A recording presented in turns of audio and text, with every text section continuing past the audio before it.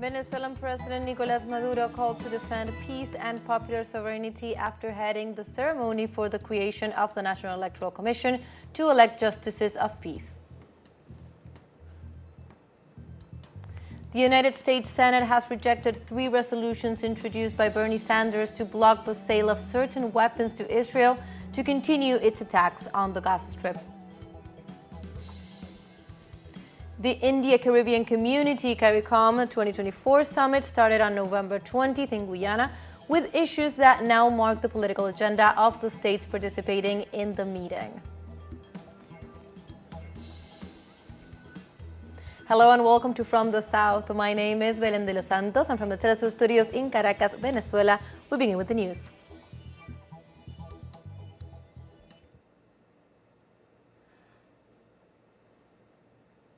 Venezuelan President Nicolás Maduro called to defend peace and popular sovereignty after heading the ceremony for the creation of the National Electoral Commission to elect the justices of the peace. The Venezuelan leader assured that the best way to safeguard the social, political, and economic stability of the country is to advance in the structural goals together with the people. Likewise, Maduro emphasized that it is necessary to build a new state on the new social foundations in order to create what he called a society of equals. The president also affirmed that the election of the judges of peace in over 5,000 communal circuits next December 15th will be the main tool to exercise popular sovereignty.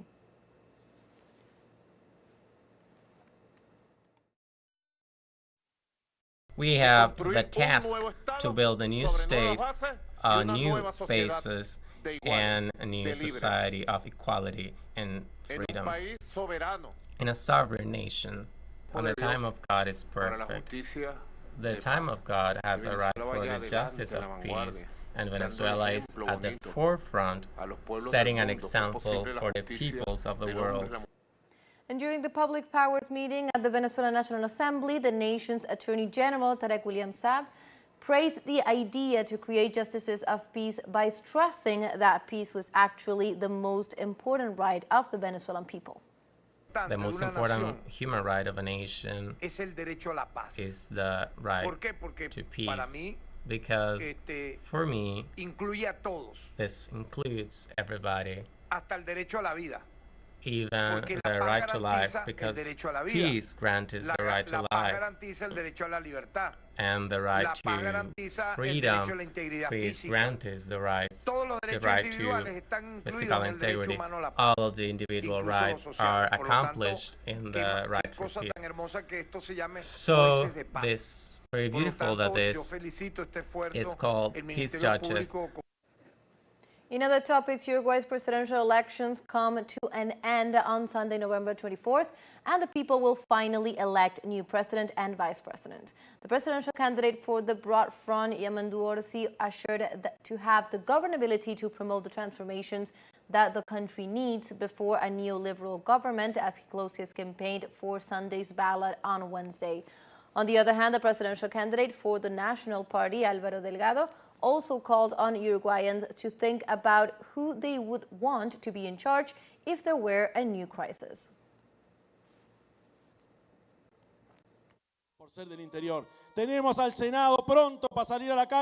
We have the Senate that is ready to go out and do what we have to do, to legislate, but also, and more importantly, to govern in the way that our country needs. We have the conditions to take charge of our country, and we have the conditions to continue to work on the basis of agreements, but also with a firm and determined attitude to carry out the transformations that the country needs.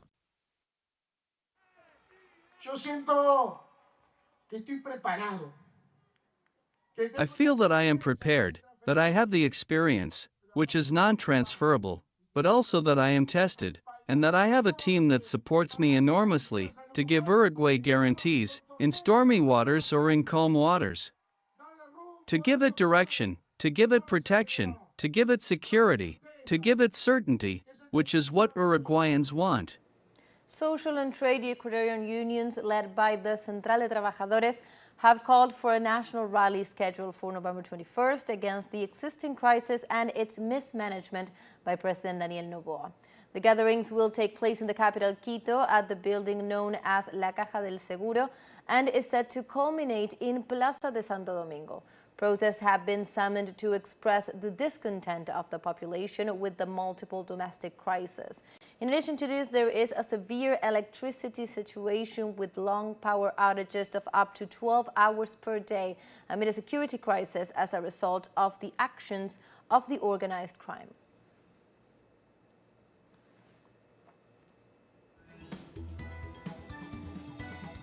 And now we have a short break coming up, but first, remember you can join us on TikTok at teleSUR English, where you will find news in different formats, news updates, and much more. We'll be right back. Stay with us.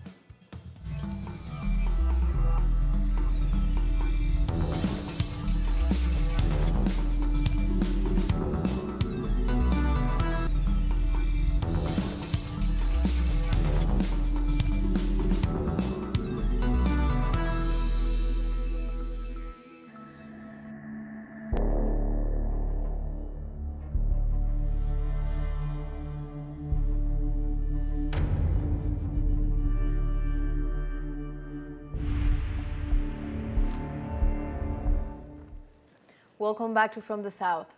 The United States Senate has rejected 3 resolutions introduced by Bernie Sanders to block the sale of certain weapons to Israel to continue its attacks on the Gaza Strip. 79 senators voted against resolutions calling for a ban on the sale of tank ammunition, high-explosive mortar ammunition, and the sale of kits to transform unguided bombs into precision-guided weapons. Sanders denounced that these are all weapons that have been used with devastating effects against civilians in Gaza and in Lebanon.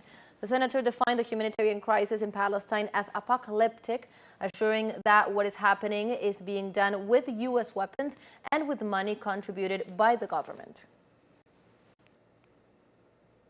Madam President, I would also point out that poll after poll shows that a strong majority of the American people oppose sending more weapons and military aid to fund Netanyahu's war machine. And I would also mention, interestingly enough, that according to a poll commissioned by J Street, this is a pro-Israel organization, 62% of Jewish Americans support withholding weapons shipments to Israel until Netanyahu agrees to an immediate ceasefire. And at least 3 Palestinian young men were killed and several injured following a 48-hour siege by the Israeli forces in the occupied West Bank town of Kafdan. Yemen Governor Kamal Abu al-Rub announced on Wednesday afternoon the death of the 3 young men whose bodies were held by the occupying forces. Hours earlier, the Palestinian Red Crescent reported that another citizen was fatally shot down in the chest in the same town. The 2-day Israeli offensive left a widespread destruction in the Yemen Governorate, including damage to water and electricity grid, attacks on civilian homes and businesses. Over 789 Palestinians have been killed by Israeli forces in the occupied West Bank since October of 2023.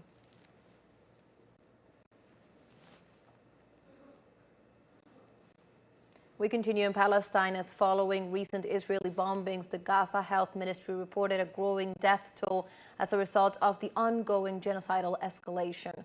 At least 71 people have been killed and over 176 have been injured after new Israeli attacks in the northern Gaza Strip. Following these strikes, the Gazan Health Ministry informed that the death toll from the ongoing Israeli bombings on Palestine has risen to over 44,056, while over 104,268 have been injured since the onset of the Zionist genocide. The Israeli forces continue to intensively hit refugee camps in the northern Gaza Strip, targeting residential buildings and medical facilities.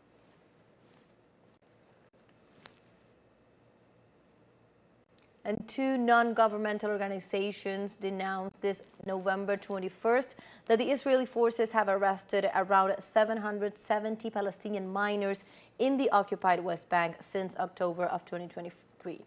The Prisoners Club and the Palestinian Prisoners Society claim that there is no data on the number of those arrested in the Gaza Strip amid numerous reports of enforced disappearances. Precisely, both NGOs stated that many minors suffered physical and psychological torture, including beatings and threats. Both institutions confirmed that they had documented cases in which the military used children as hostages to pressure a family member to surrender.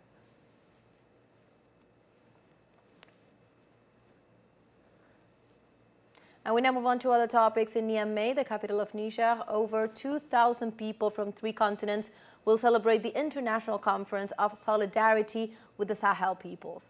Activists, political leaders, trade union representatives, and members of African social movements and communities around the world are gathering at the event to show anti-imperialist support for the people of the Sahel.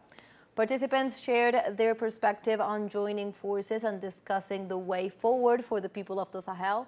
The organizers used the meeting to highlight the struggle of the people of the area and inspire deeper global solidarity in the struggle for justice, dignity, and economic resilience.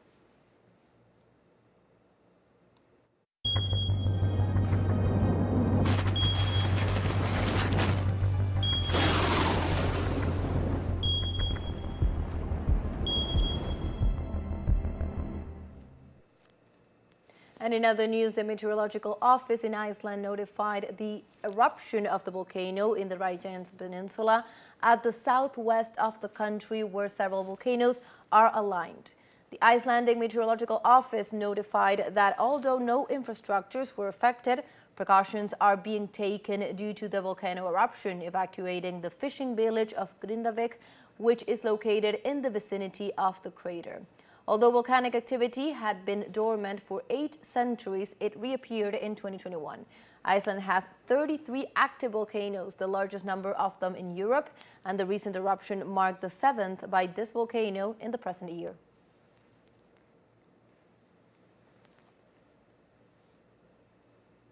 Also, the northwestern United States remains under the effect of a powerful hurricane bomb that has already left 2 dead and could bring excessive and dangerous rainfall to that part of the country this November 21st. Weather services reported that flash flooding, rock slides, and landslides are likely to happen.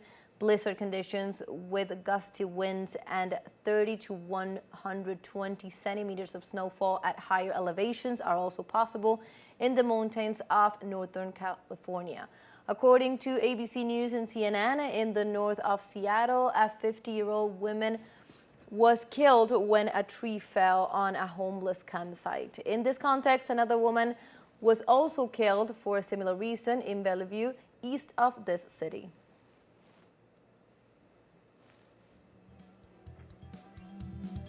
And now we have a second short break coming up, but before we invite you to visit our YouTube channel at teleSUR English, there you will be able to rewatch our interviews, top stories, special broadcastings, and more. Hit the subscribe button and activate the notification bell to stay up to date on the world's most recent events. Final short break, don't go away.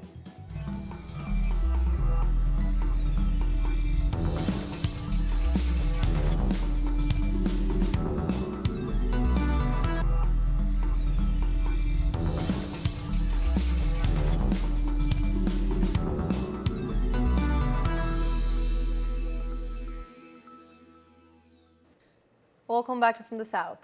The India-Caribbean Community CARICOM 2024 Summit started on November 20th in Guyana with issues that today mark the political agenda of the states participating in the meeting. Attendees at the conclave, which will conclude on Sunday, are discussing strategies to achieve shared development goals, and possible collaborations are expected to emerge from the exchanges of experiences. According to the Associated Times website, the summit is focused on agriculture, healthcare, digital infrastructure, renewable energy, and pharmaceuticals. Government leaders from CARICOM countries are attending the meeting and welcomed Indian Prime Minister Narendra Modi.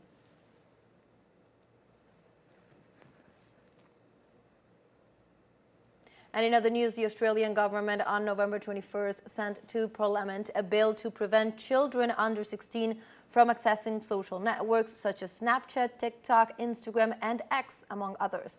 The regulation endorses on digital platforms and not on parents or young people the obligation to take reasonable measures. Let's listen. Social responsibility. We know they can and should do better to address harms on their platforms. That's why we're making big changes to hold platforms to account for user safety. The Online Safety Amendment, Social Media Minimum Age Bill 2024, will amend the Online Safety Act 2021 by introducing a minimum age of 16 to have an account on age-restricted social media platforms, protecting young Australians at a critical stage of their development. The bill puts the onus on social media platforms, not parents or young people, to take reasonable steps to ensure fundamental protections are in place. This is about protecting young people, not punishing or isolating them, and letting parents know we're in their corner when it comes to supporting their children's health and well-being.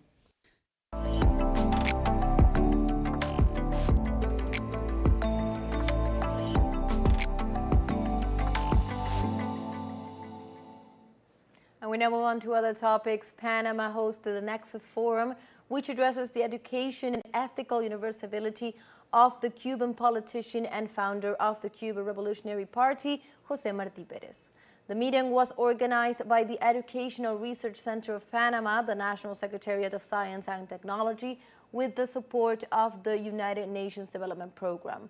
The director of the Center for Martí Studies in Havana, Maria Marlene Vázquez, was present at the activity, giving lectures on the legacy of José Martí and its relevance in current times in Latin America. During her participation, Vázquez referred to the Cuban politician's project as an emancipatory plan that seeks to train responsible citizens to lead the fate of their countries.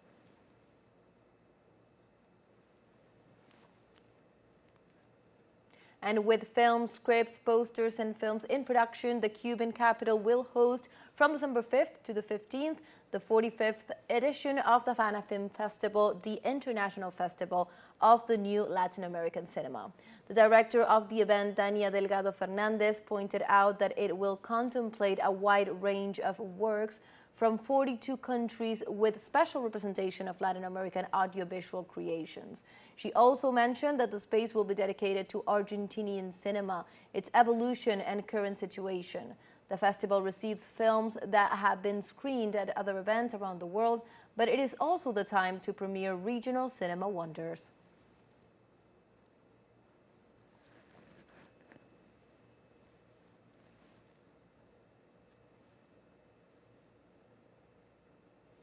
And the first two episodes of the series 100 Years of Solitude, inspired by the work of Gabriel Garcia Marquez, will have their world premiere in Cuba at the Havana Film Festival. The director of the event, Daniel Delgado, announced that the screening of the series is scheduled for December 6th at the Central Yara Cinema. In this sense, the audiovisual adaptation is considered an unprecedented production in Latin America.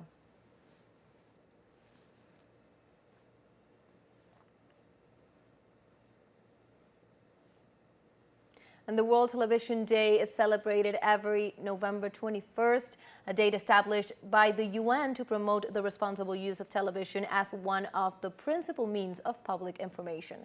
The first World Television Forum was held on November 21st and 22nd of 1996 with the participation of important figures of this media, and a few days later in December, the UN General Assembly approved the resolution to celebrate the World Television Day.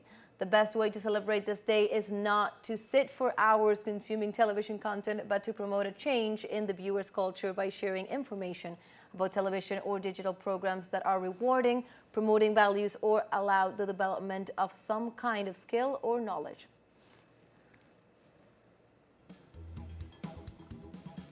And like this, we have come to the end of this news brief. You can find these and many other stories on our website at telesurenglish.net. And also join us on social media. We are on Facebook, X, Instagram, Telegram, and also on TikTok. For TeleSUR English, my name is Belén de los Santos. Thank you for watching.